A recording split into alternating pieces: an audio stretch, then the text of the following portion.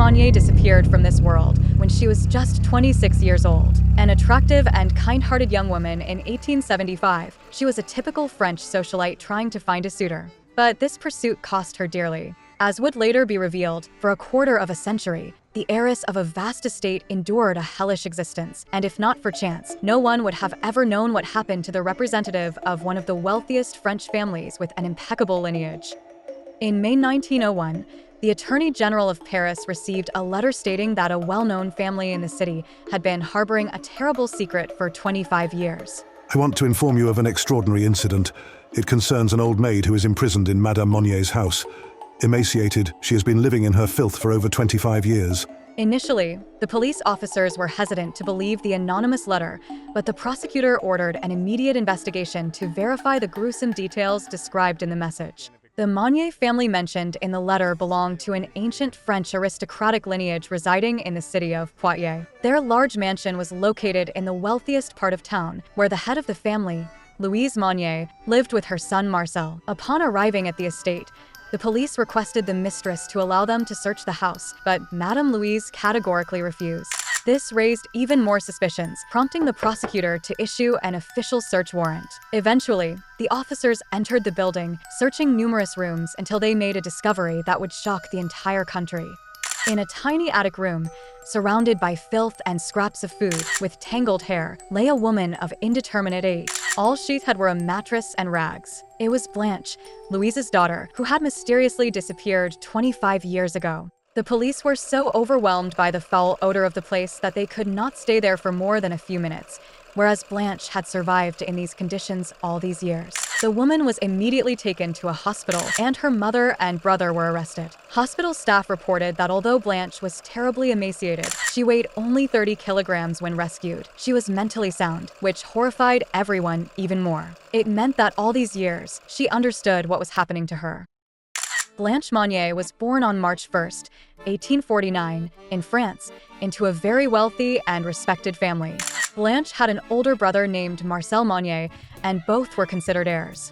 When Blanche was still a child, her father died, leaving the family with enough inheritance to live comfortably for a long time. Blanche grew into a woman of dazzling beauty, with beautiful thick dark hair and mesmerizing large eyes. Her gentle and kind nature made her an almost perfect candidate for marriage to any man. Bachelors lined up for her attention, but she did not rush to make a choice. Blanche Monnier's relationship with Louise Monnier, her mother, was not the best. The despotic and controlling mother cared only about one thing: marrying Blanche off to a wealthy man. The wealthy widow's idea was to preserve the family fortune through her daughter's marriage. At the age of 25, Blanche Monnier met and fell deeply in love with a lawyer much older than herself. Unfortunately, her daughter's choice did not meet Louise's expectations of a potential son-in-law. He did not come from an influential family and was not very successful in his profession. However, Blanche decided to pursue her own happiness and became engaged to her beloved. The fiancé and bride enjoyed their happiness for a short time, as a few days after the joyful news was announced, the girl disappeared.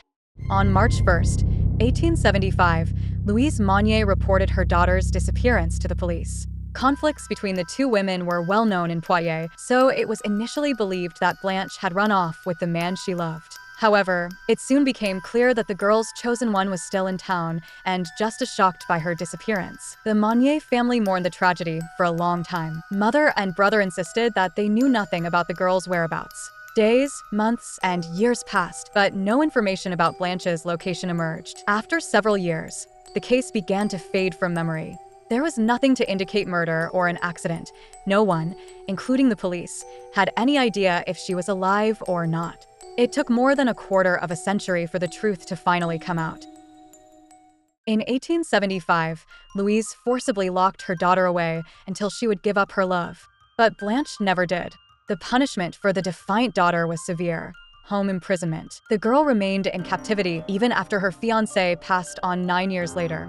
All this time, her mother fed her peelings and scraps from the table.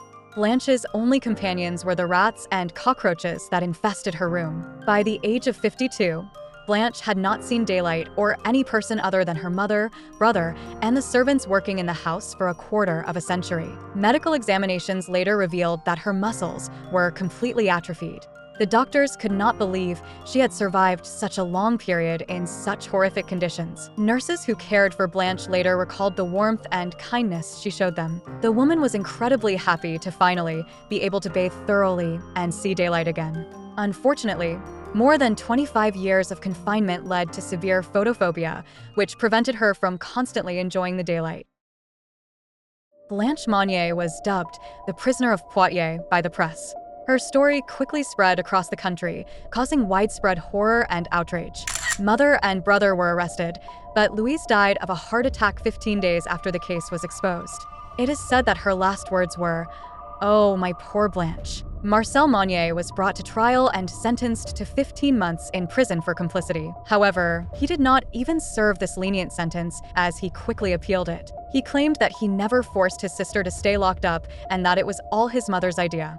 Despite widespread public outrage and protests outside the court, the case was resolved in his favor. Marcel Monnier was acquitted. During the trial, it was also revealed that besides the family and servants, the neighbors might have known about the girl's imprisonment.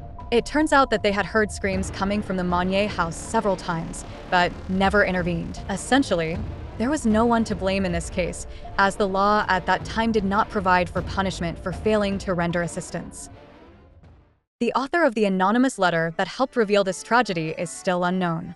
Some believe it was an outsider who accidentally learned of Blanche's unfortunate fate. Others suggest it might have been Marcel himself, who, knowing his mother's advanced age, wanted to disclose his sister's confinement while she was still alive, thus placing all the blame on his mother and ultimately gaining control of the remaining estate. Unfortunately, Blanche could not return to society. She never fully recovered, either physically or mentally. She spent the rest of her life in a psychiatric hospital, where she died 12 years later, in 1913, at the age of 64.